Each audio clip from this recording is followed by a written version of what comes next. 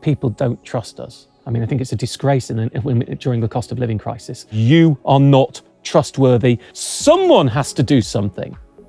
I was struck by the COVID example of what trust means, which was reliability, credibility, and intimacy. People feel they know you. And that's then divided by the self-awareness of where you spend your time. Is it about making yourself rich, or is it about helping other people? And I think you tick all of those boxes in an incredibly powerful way that, for listeners, if we understand that trust can make you happier, it makes you more productive, it helps in relationships, I think it's a topic worth exploring, if you don't mind. So I sat at an energy summit run by David Cameron when energy prices were going up. Oh, if only they were going up where they were then now. This is a fraction of what we have today. And one of the bosses of the big energy firms said, Prime Minister, we need your help. People don't trust us. And therefore, we're not getting the information across that we need. And we need your help. And we need everybody in this room to help make sure that customers trust their energy firms. And David Cameron nodded and said, yes, absolutely, we need to look at that. And I put my hand up, and I was at the end of the room. I wasn't quite as big as I am now, if you know what I mean. I was at the end of the room and put my hand up, and I was ignored, and I kept my hand up. Then nothing came on, and I kept my hand up. And then eventually he turned to me and he said, yes. And I said, I just want to say, having heard the call on trust, I will do everything I possibly can to ensure that nobody trusts you because you are not trustworthy. The latest data shows 56% or whatever it was of people who come to your call centres are given incorrect information. I will not tell people to trust you until you become trustworthy. For me, you cannot market trust. Trust only comes from being trustworthy. It only comes from a track record of doing the right thing, or at least trying to do the right thing, and there is a differentiation between the two. As long as people are trying to do the right thing, that's good enough, because there's a perfection. And actually, I do actually think energy companies have become more trustworthy since then, because they've had to, the way the regulation works and things that go on. They're charging way too much, but at least, I'm not saying they are trustworthy, but they've become more, it's all relative. In terms of when they say something to you, it now works in that way round. And I've talked before about the fact I have a professional paranoia. And to anybody starting out in an enterprise, I would really say this. I once did a talk for a friend with some young entrepreneurs, and they were starting out. And someone asked me about, what shortcuts. And I went, whoa, stop. Shortcuts might help a small business to be a bigger business. But if you want to be a big business and you've taken shortcuts, you're going to kill yourself for future. Because if you are throwing away that trust early, you have to be trustworthy from day one. Do not think that if you get really big in 20 years' time, people aren't going to look back and say, but hold on, in the first year, didn't you do that? That's what you really are. How did we end up in this position then where society is kind of stacked against people in so many ways? Like, we have to rely on people like you and be really agile and really smart not to sort of get turned over. I think it's always been like that. Right. I think we're just more aware of it now.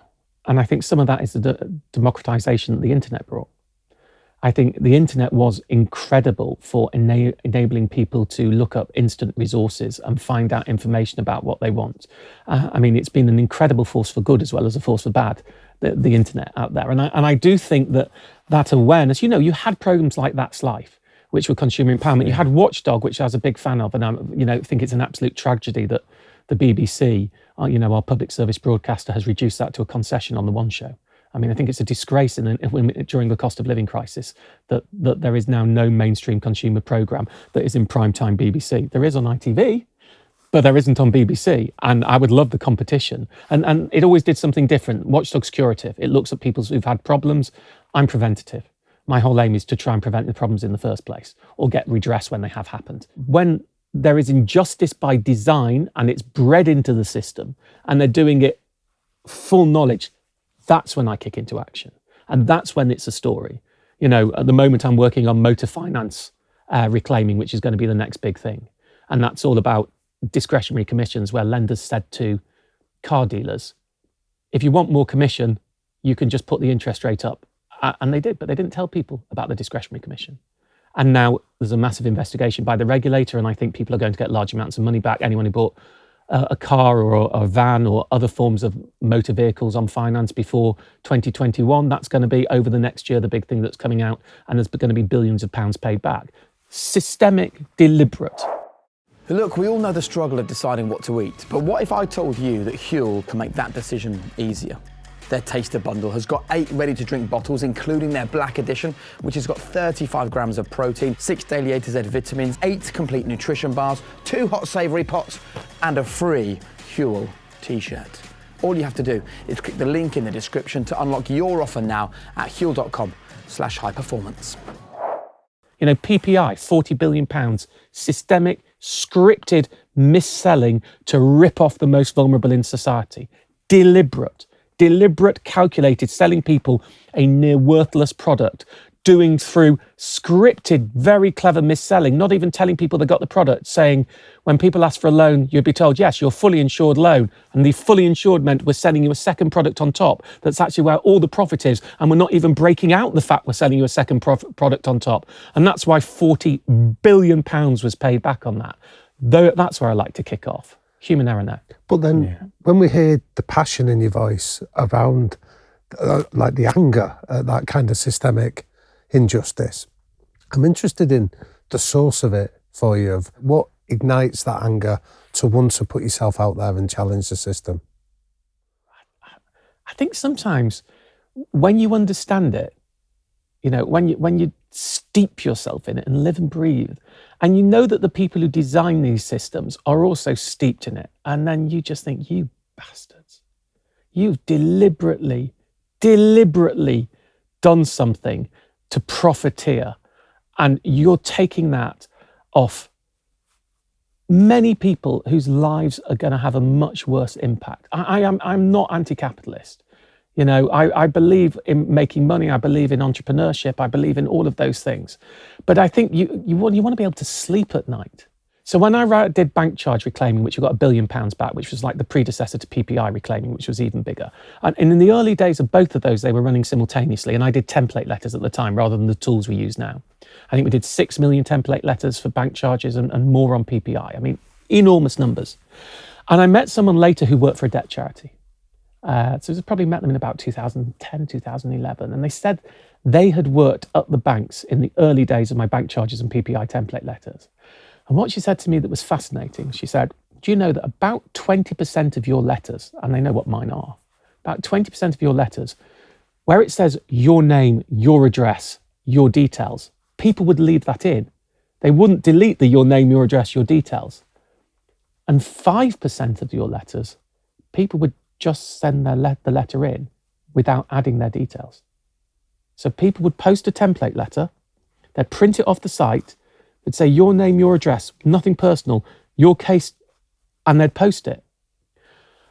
And I find that one of the most fundamentally depressing things of my entire career. So here we are, with Britain's biggest financial institutions, having deliberately, systemically, and no one's gone to prison for it, no one's been prosecuted criminally for it, deliberately, systemically ripped millions of everyday people off who were already needing to borrow at that time. And 5% of the people who had those products who were trying to get their money back had such limited mental capacity or functional literacy that they did not understand that they needed to put their details in a template letter. I mean, that is criminal. That is criminal.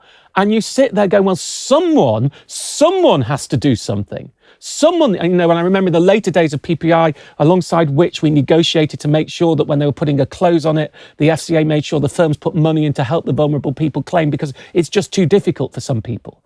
But I mean, I don't know about you, but I find that is a tragedy.